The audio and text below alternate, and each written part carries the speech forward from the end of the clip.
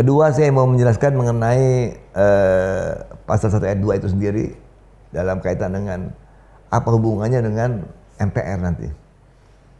Karena dalam pasal 1 ayat 2, kewenangan sistem yang lama ya, kewenangan MPR, kan sistem MPR dulu tuh adalah lembaga yang dianggap lembaga tertinggi lah. Kenapa tertinggi? Karena dia juga menetapkan memilih dan mengangkat presiden. Jadi nggak ada pemilihan umum. Dia juga yang menyusun dan menetapkan GBHN, Garis Besar Haluan Negara.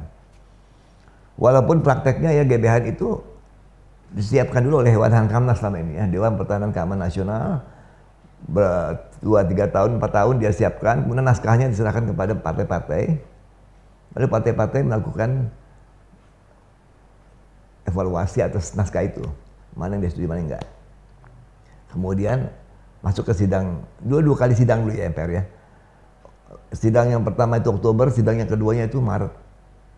Nah di Oktober sampai Maret itu, di waktu Oktober, November, Desember, Januari, Februari, Maret, kira-kira hampir 5-6 bulan, PAS 1 dibentuk untuk bersidang membahas ini. Mekanisme gitu dulu ya.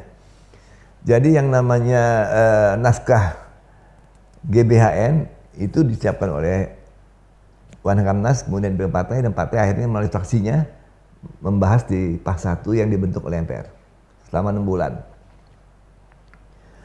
Dan saya ingat sekali bagaimana naskah GBHN dulu, Garis Besar Haluan Negara itu sangat ya, karena memang dalam draft awalnya tahun 2000 draft awalnya ya sejak pemilu pertama lah, tahun berapa tuh, tahun zaman Soekarno tahun 71 ya, itu belum ada. Kemudian MPR menganggap perlu adanya Garis Besar Haluan Negara, dibentuklah tugas kepada Dewan Hamnas tadi, tim 11. MPR sebagai lembaga tertinggi negara waktu itu, dengan sengaja dalam sistem MPR ini membuat GBHN atas nama kehendak rakyat. Jadi presiden tidak punya politik sendiri. Tidak ada politik presiden. Ya, presiden menetapkan GBHN itu tidak ada. Rakyatlah yang menetapkan GBHN melalui MPR ini ditetapkan. Karena presiden dianggap melaksanakan kehendak rakyat, bukan melaksanakan kehendaknya sendiri.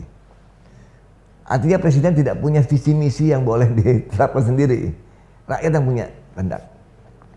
Arah pembangunannya bagaimana, target-targetnya bagaimana, ada di GBHN. Karena itu GBHN kita terkenal sekali waktu itu ya. Ada rencana bangun jangka panjang, ada repelita, rencana bangun 5 tahunan. Tiap 5 tahunan itulah yang nantinya setiap presiden memberikan pelaksanaannya, memberikan tahunannya bagaimana program dia. Programnya dia dijabarkan dalam APBN kan setiap tahun. Nah setiap presiden hanya melaksanakan ini maunya rakyat, 5 tahun, masa kamu ini kamu laksanakan bagaimana mencapai yang 5 tahun kamu ini dengan tahunan kamu gitu, kira-kira gitu ya. Nah kemudian karena, nah ini saya masuk kepada kenapa dirubah ini ya gitu ya. Pada saat reformasi setelah pemilihan presiden langsung, karena pasal 1 ayat 2 tadi, MPR tidak lagi lembaga yang memilih tentang presiden, diserahkan pada rakyat langsung. Inilah wujud demokrasi langsung. Ini wujud kedaulatan rakyat di sini. Presiden harus memberikan visi misi dalam setiap kampanye toh. Visi misi inilah yang nantinya akan menjadi guidance bahwa rakyat memilih dia karena program dia bagus. Karena itu visi misi itu menjadi sumber disusunnya rencana pembangunan yang kita sebut nanti akhirnya adalah RPJP, itu rencana jangka panjang, RPJPM pembangunan jangka menengah, dan SPN ya, sistem perencanaan nasional ya. Sumbernya dari visi misi presiden. Jadi presiden dalam tiap kampanye sangat menganggap sangat penting nih visi misi sekarang setelah dirubah ya, setelah presiden langsung ya. Ya di sini positifnya ada bahwa rakyat tahu persis kalau lo jadi gitu ya, kalau kamu jadi presiden, inilah yang harus kamu laksanakan. Tapi kalau kamu tidak bisa melaksanakan apa yang kamu katakan bagus itu, ya 5 tahun berikutnya kami tidak akan memilih kamu gitu. Sanksinya itu, dia tidak akan dipilih lagi. Nah bedanya ada apa dengan GBHN waktu era sebelum perubahan?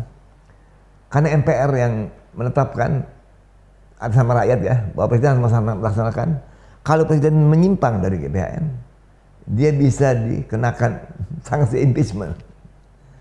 Jadi bagaimana kuatnya MPR sebagai lembaga tertinggi mengawal GBHN. Nah itu beda di sini ya.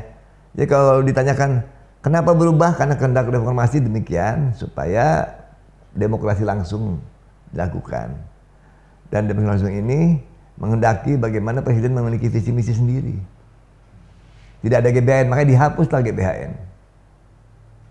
Sedangkan dulu pada saat ada GBHN dan MPR lembaga tertinggi, presiden tidak melaksanakan politiknya sendiri. Presiden melaksanakan kehendak rakyat yang disiapkan oleh MPR tadi. Konsekuensinya MPR mengawal GBHN. Kalau presiden tidak berhasil melaksanakan GBHN, kalau dia gagal, dianggap sanksinya itu bisa kepada impeachment. Jadi benar-benar kuat ya hubungan antara MPR dan GBHN.